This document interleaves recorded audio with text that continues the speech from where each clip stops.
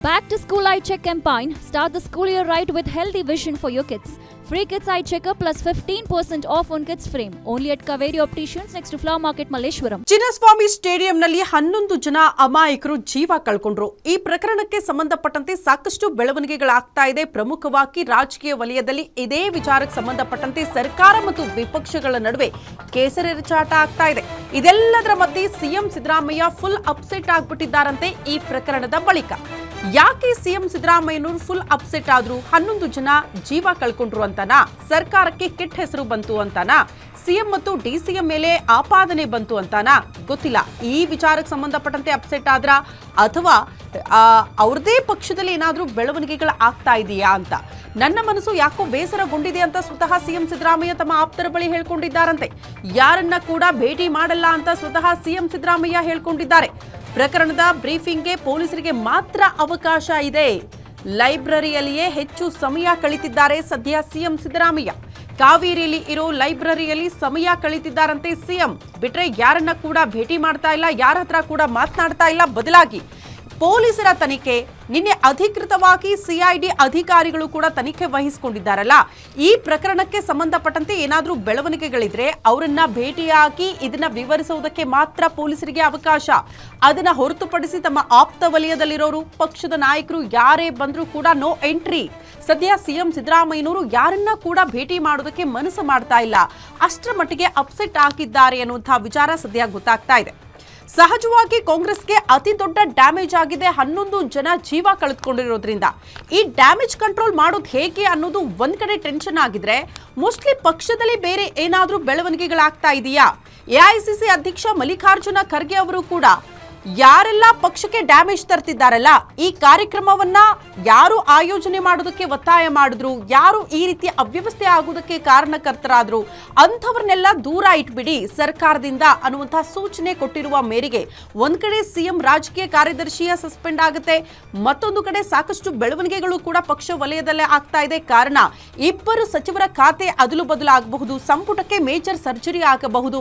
ಇಂಥ ವಿಚಾರಗಳು ಮುನ್ನೆಲೆಗೆ ಬರ್ತಾ ಇದ್ದಂತೆ ಸಿಎಂ ಸಿದ್ದರಾಮಯ್ಯ ಫುಲ್ ಅಪ್ಸೆಟ್ ಆಗ್ಬಿಟ್ಟಿದ್ದಾರಾ ಅನ್ನೋದು ಸದ್ಯ ಇರುವಂತಹ ಕುತೂಹಲ. ಸಹಜವಾಗಿ ವಿಪಕ್ಷಗಳು ಇದೇ ವಿಚಾರವನ್ನ ಪ್ರಮುಖ ಅಸ್ತ್ರವಾಗಿಟ್ಕೊಂಡು ಸರ್ಕಾರವನ್ನ ಕಟ್ಟಿ ಹಾಕೋ ಪ್ರಯತ್ನಗಳನ್ನ ಮಾಡ್ತಿದ್ದಾರೆ. 11 ಜನ ಅಮಾಯಕರ ಸಾವಿಗೆ ಇಡೀ ರಾಜ್ಯದ ಜನ ಕೂಡ ಆಕ್ರೋಶ ವ್ಯಕ್ತಪಡಿಸುತ್ತಿದ್ದಾರೆ. ಸರ್ಕಾರದ ಕಾರ್ಯಕ್ರಮ, ನಿಮ್ ಮಕ್ಕಳು ಎಲ್ಲ ವೇದಿಕೆಯಲ್ಲಿದ್ರು, ಸೆಲ್ಫಿಗೆ ಪೋಸ್ ಕೊಟ್ರು, ಅವರಿಗೆ ಸರ್ಕಾರಿ ಕಾರ್ಯಕ್ರಮದಲ್ಲಿ ಏನ್ ಕೆಲಸ? ಅವ್ರಿಗೆ ಯಾಕೆ ಅವಕಾಶ ಮಾಡಿಕೊಟ್ರಿ? ನಡು ರಸ್ತೆಯಲ್ಲಿ ಸತ್ತಿದ್ದು ಬಡವರ ಮಕ್ಕಳು, 11 ಜನ ಅಮಾಯಕರು ಜೀವ ಕಳ್ಕೊಂಡ್ರು. ಇದಕ್ಕೆ ಜವಾಬ್ದಾರಿ ಯಾರು? ಆ ನಡು ರೋಡಲ್ಲಿ 11 ಜನ ಜೀವ ಕಳೆದುಕೊಂಡ ಹೊತ್ತಲ್ಲೂ ಕೂಡ ನೀವು ಕಾರ್ಯಕ್ರಮದಲ್ಲಿದ್ರಿ, ಕಾರ್ಯಕ್ರಮದಲ್ಲಿ ಸನ್ಮಾನ ಮಾಡ್ತಾ ಇದ್ರಿ, ಆ ಕಪ್ಗೆ ಮುತ್ತಿಕ್ತಾ ಇದ್ರಿ. ಯಾವ ಸಂದೇಶ ಕೊಟ್ರಿ ಸ್ವಾಮಿ ನೀವು ಅಂತ ರಾಜ್ಯದ ಜನ ಪ್ರಶ್ನೆ ಮಾಡ್ತಿದ್ದಾರೆ. ಈ ಎಲ್ಲಾ ಪ್ರಶ್ನೆಗಳಿಗೂ ಸಂಬಂಧಪಟ್ಟಂತೆ ಇಷ್ಟೆಲ್ಲ ಆಕ್ರೋಶ ವ್ಯಕ್ತವಾಗ್ತಾ ಇದ್ದಂತೆ ಸಿಎಂ ಸಿದ್ದರಾಮಯ್ಯನವರು ಯಾಕೋ ಅಪ್ಸೆಟ್ ಆದಂಗೆ ಕಾಣಿಸ್ತಾ ಇದೆ. ಆಬ್ವಿಯಸ್ಲಿ ಅಪ್ಸೆಟ್ ಆಗ್ಲೇಬೇಕು. ಇಂಥದ್ದೊಂದು ಬೆಳವಣಿಗೆ ರಾಜ್ಯದಲ್ಲಿ ಆಗಿದೆ. ಜಸ್ಟ್ ಪಕ್ಷಕ್ಕೆ ಇದು ಡ್ಯಾಮೇಜ್ ಅಲ್ಲ, ಇಡೀ ರಾಜ್ಯದ ಮರ್ಯಾದೆ ದೇಶ ಮಟ್ಟದಲ್ಲೂ ಕೂಡ ಸುದ್ದಿ ಆಯಿತು. ಇಡೀ ರಾಜ್ಯದ ಮಾನ ಮರ್ಯಾದೆ ದೇಶ ಮಟ್ಟದಲ್ಲಿ ಹರಾಜಾಯಿತು ಇಂಥದ್ದೊಂದು ಅವಘಡದಿಂದಾಗಿ. ಯಾಕಂದ್ರೆ ಇದನ್ನ ಈಗ ಸರಿ ಮಾಡಿಕೊಳ್ಳುವಂತಹ ಪ್ರಯತ್ನ ರಾಜ್ಯ ಸರ್ಕಾರದಿಂದ ಆಗ್ಲೇಬೇಕಾಗತ್ತೆ. ಸ್ವತಃ ಕಾಂಗ್ರೆಸ್ನ ಹೈಕಮಾಂಡ್ ಕೂಡ ಈಗ ಎಂಟ್ರಿ ಕೊಟ್ಟಿದೆ. ವರಿಷ್ಠರು ಒಂದಷ್ಟು ಸೂಚನೆಗಳನ್ನ ಕೊಟ್ಟಿದ್ದಾರೆ. ಆ ಸೂಚನೆ ಪಾಲನೆ ಮಾಡಬೇಕಾದಂತಹ ಅನಿವಾರ್ಯತೆಯಲ್ಲೂ ಕೂಡ ರಾಜ್ಯ ಕಾಂಗ್ರೆಸ್ ನಾಯಕರಿದ್ದಾರೆ. ಮೊದಲೇ ಸಿಎಂ ಬದಲಾವಣೆಯ ವಿಚಾರ ಮುನ್ನೆಲೆಯಲ್ಲಿ ಇತ್ತು. ಮತ್ತೊಂದು ಕಡೆ ಡಿಸಿಎಂ ಅವರ ಮೇಲೂ ಕೂಡ ಈಗ ಆಪಾದನೆ. ಯಾಕಂದ್ರೆ ಅಲ್ಲಿ ಸತ್ತಿರುವ ಹೊತ್ತಲ್ಲಿ ಎಕ್ಸಾಕ್ಟ್ಲಿ ಅದೇ ಟೈಮಿಂಗ್ ಅಲ್ಲಿ ಇವರು ಕಪ್ಗೆ ಮುತ್ತಿಕ್ತಾ ಇದ್ರು, ಸೆಲ್ಫಿಗೆ ಪೋಸ್ಟ್ ಕೊಟ್ರು ಅನ್ನುವಂತಹ ವಿಚಾರ ಸ್ವತಃ ಕೇಂದ್ರ ಸಚಿವ ಎಚ್.ಡಿ. ಕುಮಾರಸ್ವಾಮಿ ಅವರು ಇದೇ ವಿಚಾರವನ್ನ ಮತ್ತೆ ಮತ್ತೆ ಪ್ರಸ್ತಾಪ ಮಾಡಿದ್ರು, ಆಕ್ರೋಶ ವ್ಯಕ್ತಪಡಿಸಿದ್ರು. ನೀವು ಕ್ರೆಡಿಟ್ ತೆಗೆದುಕೊಳ್ಳೋದಾದ್ರೆ ಬೇರೆ ವಿಚಾರಗಳಲ್ಲಿ ಕ್ರೆಡಿಟ್ ತೆಗೆದುಕೊಳ್ಳಬಹುದಿತ್ತು, ಆದ್ರೆ RCB ಕಪ್ ಗೆದ್ದಿರುವ ವಿಚಾರಕ್ಕೆ ಸಂಬಂಧಪಟ್ಟಂತೆ ಕ್ರೆಡಿಟ್ ತೆಗೆದುಕೊಳ್ಳುವಂತ ಅವಶ್ಯಕತೆ ಇರಲಿಲ್ಲ. ಆ ಕಾರಣಕ್ಕೆ ಅಲ್ವಾ ತರಾತುರಿಯ ಕಾರ್ಯಕ್ರಮ, ಆ ಕಾರಣಕ್ಕೆ ಅಲ್ವಾ ಒತ್ತಡ ಹಾಕಿ ಇಷ್ಟು ತರಾತುರಿಯಲ್ಲಿ ಕಾರ್ಯಕ್ರಮದ ಆಯೋಜನೆ ಆಗಿದ್ದು. ನಿಮ್ಮ ತರಾತುರಿಗೆ, ನಿಮ್ಮ ಕ್ರೆಡಿಟ್ ವಿಚಾರಕ್ಕೆ ಸಂಬಂಧಪಟ್ಟಂತೆ ಯುವ ಸಮೂಹವನ್ನ ಸೆಳೆದುಕೊಳ್ಳಬಹುದು ಅನ್ನುವಂತಹ ಪ್ರಯತ್ನ ಕೂಡ ರಾಜ್ಯ ಸರ್ಕಾರದಿಂದ ಆಯಿತು. ಅದೇ ಕಾರಣಕ್ಕೆ ಈ ಕಾರ್ಯಕ್ರಮದ ಆಯೋಜನೆ ಆಯಿತು ಅನ್ನೋದು ಕೂಡ ಬಹಳ ಸ್ಪಷ್ಟ ಆಗೋಯ್ತು. ಬಟ್ ನೀವು ಕ್ರೆಡಿಟ್ ತೆಗೆದುಕೊಳ್ಳೋದಕ್ಕೆ ಯುವ ಸಮೂಹವನ್ನ ನೀವು ಸೆಳೆಯೋ ಪ್ರಯತ್ನದಲ್ಲಿ ಇಂಥದ್ದೊಂದು ಕಾರ್ಯಕ್ರಮದ ಆಯೋಜನೆ ಮಾಡಿದ್ರೆ ಅಲ್ಲಿ ಯಾವುದೇ ರೀತಿಯ ವ್ಯವಸ್ಥೆ ಆಗದೆ ಲಕ್ಷ ಜನ ಸೇರ್ತಾರೆ ಅಂತ ಗೊತ್ತಿದ್ದು ಕೂಡ ವ್ಯವಸ್ಥೆ ಮಾಡಿಕೊಳ್ಳದೆ 3 ಸಂಸ್ಥೆಗಳು ಕೂಡ ಫೇಲ್ಯೂರ್ ಆಗಿದೆ ಈ ಕಾರ್ಯಕ್ರಮದ ಆಯೋಜನೆಯಲ್ಲಿ. ಸೊ ಇದನ್ನ ಈಗ ಡ್ಯಾಮೇಜ್ ಕಂಟ್ರೋಲ್ ಮಾಡಬೇಕು ಅಂತ ಅಂದ್ರೆ ಸಹಜವಾಗಿ ಸಿಎಂ ಸಿದ್ದರಾಮಯ್ಯನವರಿಗೆ ಅತಿ ದೊಡ್ಡ ಸವಾಲು. ಮೋಸ್ಟ್ಲಿ ಆ ಕಾರಣಕ್ಕೂ ಕೂಡ ಅಪ್ಸೆಟ್ ಆದಂಗೆ ಕಾಣಿಸ್ತಾ ಇದೆ.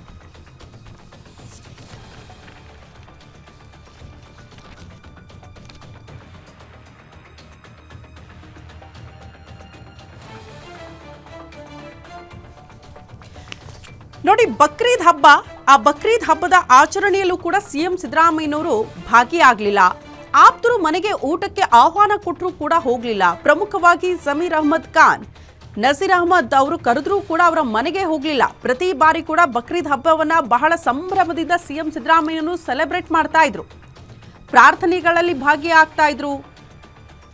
ಹಲವರು ತಮ್ಮ ಆಪ್ತರ ಮನೆಗೂ ಕೂಡ ಅವರು ಊಟಕ್ಕೆ ಹೋಗಿದ್ದಂತಹ ದೃಶ್ಯಗಳನ್ನ ಕೂಡ ಹಲವಾರು ಬಾರಿ ನೋಡಿದ್ದೀವಿ ಬಕ್ರೀದ್ ಹಬ್ಬದ ಸಂದರ್ಭದಲ್ಲಿ. ಬಟ್ ಈ ಬಾರಿ ಬಕ್ರೀದ್ ಹಬ್ಬದಲ್ಲಿ ಅವರು ಭಾಗಿಯಾಗಲಿಲ್ಲ. ಯಾರ ಮನೆಗೂ ಕೂಡ ಹೋಗಲಿಲ್ಲ.